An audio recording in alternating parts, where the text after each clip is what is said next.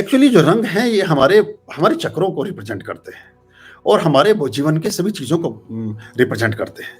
और रंग की जब हम बात करते हैं तो कुछ रंग ऐसे हैं जो प्रकृति प्रदत्त हैं और कुछ रंग ऐसे हैं जो प्रकृति प्रदत्त नहीं हैं। जैसे आपने नीले रंग का कुत्ता नहीं देखा होगा कोई, नीले रंग का घोड़ा भी नहीं देखा होगा, नीले रंग का गधा भी नहीं देखा होगा।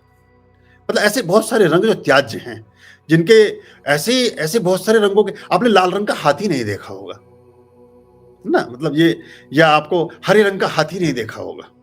लेकिन बर्ड्स आपने हरे रंग की देखी होंगी, बर्ड्स में सारे रंग आपको दिखाई देंगे।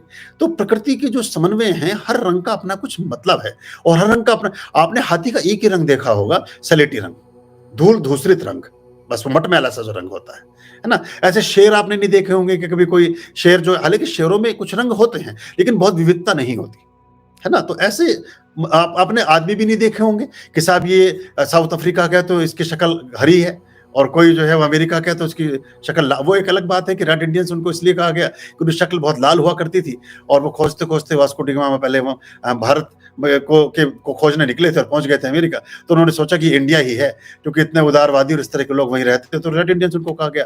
लाल मुंह उनके सबके होते थे, वो एक अलग बात थी, लेकिन लाल रंग नहीं होता। तो रंग हमारे जीवन में बहुत सारी चीजों को रिप्रेजेंट करते हैं और ये रंग जो हमने बाकी चीजों से जोड़े, ये रंग हम सफेद रंग हम अपने हिंदू परंपरा में शादी के समय जोड़ा सफेद जोड़े में कोई लड़की सुहागिन लड़की फेरे लेना नहीं चाहेगी, लेकिन क्रिश्चियनिटी में तो सफेद रंग के साथ ही वो लड़की विवाह संस्कार को करती है। आप देखें अगर गौर से, काले रंग के साथ हमारे यहाँ बहुत सी चीजों का निषेध है, लेकिन इस्लाम में तो वो काले धर्म के साथ ही बहुत सारी चीजों को कर लेते हैं। बुद्धिस्ट में सिर्फ एक ही मैरून कलर को ही उन्होंने प्रेफर किया, जो चीवर का रंग था बुद्ध के, वो उसको ही प्रेफर करते हैं। जैन जो है, जैन में श्वेतांबर और दिगंबर दो धर्म है। श्वेतांबर मतलब सफेद ही पहनते हैं पूरे जीवन हमेशा। तो रंग हमारे बहुत सारे चक्रों के साथ काम करना प्रारंभ करते हैं और हम जीवन को कैसे जीना चाहते हैं उस चीज को बताता है। काले रंग को पसंद करने वाले लोग वैसे बहुत कलर ओरिएंटेड होते हैं। तो रंग जो रंग कैसे रंग हैं आपके जीवन में, वो आपके जीवन को भी रिप्रेजेंट करता है। और आप अपने मन को देखिए कि जब हमारा मन उदास होता है तो हम रंगों से दूर भागना चाहते हैं। हम इतना रंग की जो श्वेत रंग की लाइट जल रही है उसको बंद करके चुपचाप अपने भी रंग नहीं देखना चाहते, बिस्तर को तकिए में भी मुंह घुसा देना चाहते हैं और औंधे लेटना चाहते हैं, उस समय सीधे भी लेटना नहीं चाहते। तो ये जो अवसाद की अवस्थाएं हैं ये रंगों से परे करती हैं। लेकिन जो हमारे प्रमाद, हमारे आनंद, हमारे सुख और हमारे उत्सव की जो स्थितियां हैं वो सभी तरह के रंगों का आपके जीवन में समन्वय उत्पन्न करती है। तो रंग सब अच्छे हैं, जो रंग आपको भा जाए, और अपने व्यक्तित्व के अनुसार भी कुछ रंगों का चयन हम करते हैं। हमारा कौन सा चक्र ज्यादा एक्टिवेट है इसके अनुसार भी रंगों को हम चुनते हैं। एक रंग हो सकता है आपको पसंद हो, दूसरे को वही रंग चढ़ा भी सकता है या उसके लिए उस रंग से एक खींच उत्पन्न हो सकती है। तो ये ऐसे चलता है। और ये अगर हम ऐसा ख्याल कर लें तो ज्यादा इसमें उलझे नहीं, जो रंग आपको अच्छा लगता है उसके साथ हो जाएं। हाँ, हमने बहुत लंबे समय तक कुछ ऐसे प्रयोग करके देखे, हमने मतलब हमारे ऋषियों ने, हमारी भारतीय हिंदू परंपरा ने, हमारे धर्म ने, हमारे हिंदू धर्म की जो हमारी पूरी पूरी परिपाटी रही है उसने, कि जैसे देखा कि काले रंग को पहनकर अगर कोई काम किया गया तो संभवतः ठीक नहीं था। हम क्या कहते हैं, देखिए हम हवन में क्यों मना करते हैं आपको नीला काला हरा, इसीलिए तो करते हैं। आप ये भी एक सवाल हो सकता था कि नीला काला हरे का त्याज्य आप क्यों करते हैं? तो नीला काला हरा अग्नि के समक्ष, उस समय परमात्मिक ऊर्जाओं के समक्ष, जो भगवान विष्णु से संबंधित चीजें हैं उनके समक्ष उसका परहेज करते हैं। हम मना कर देते हैं कि इसमें ये पहन करके नहीं बैठना है, किसी भी तरह के पूजा पाठ में नीला काला हरा रंग नहीं पहनना है। तो इसीलिए मैंने वो बात कही आपसे। और जो रंग शुभत्व को लिए हुए अग्नि धर्मा जो रंग है, यानी आप अग्नि की पूजा कर रहे हैं, अंततः हम अग्नि की ही पूजा करते हैं। हमारा पूरा जीवन अग्नि के ही इर्द गिर्द घूमता है। मनुष्य जब मृत्यु को उपलब्ध होता है तो उसका शरीर ठंडा हो जाता है। अग्नि मतलब जीवन, अग्नि का जो मतलब अर्थ है वो जीवन से संबंध है।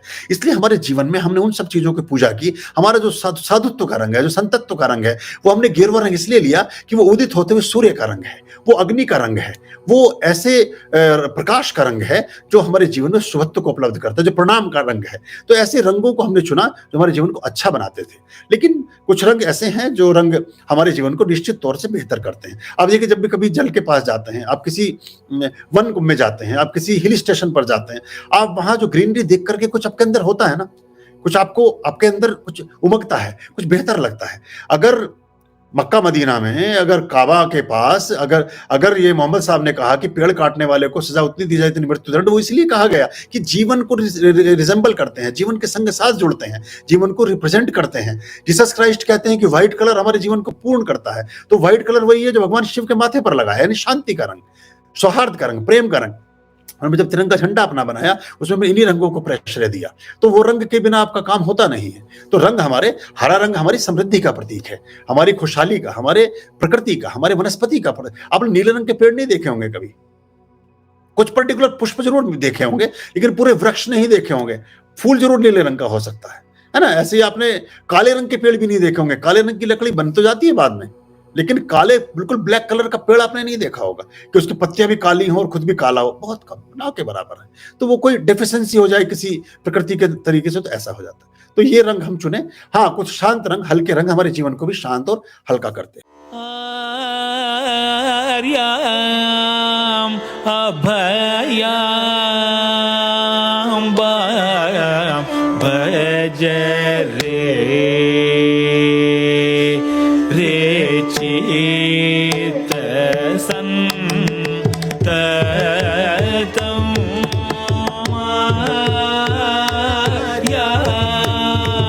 अभयाम भज रे